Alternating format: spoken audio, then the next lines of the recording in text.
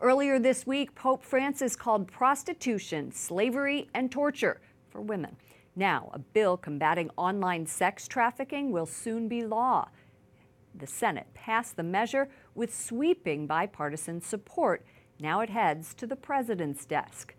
White House correspondent Mark Irons reports. Good evening, Mark. Good evening, Lauren. Ivanka Trump championed this bill, and she's thanking the 97 senators who voted in favor of it.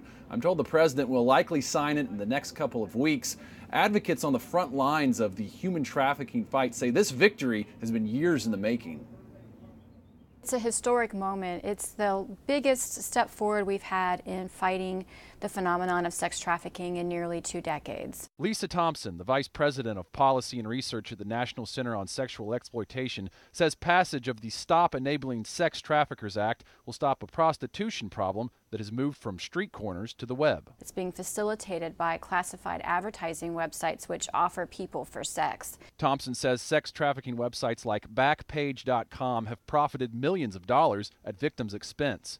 The White House says the president will soon sign the bill that makes those websites pay. It provides the Department of Justice with more authority to prosecute many people who help facilitate those crimes. Mark Short, the White House Director of Legislative Affairs, tells me Ivanka Trump helped lead White House efforts pushing legislation long overdue.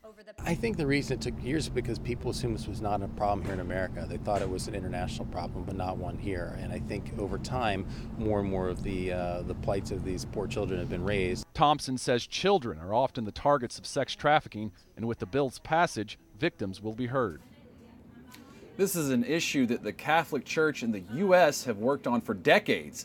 The U.S. Ambassador to the Vatican, Callista Gingrich, says ending human trafficking must be a global priority. Ambassador Gingrich says the United States and the Holy See share a common commitment in this fight. Lauren? White House correspondent Mark Irons, thank you.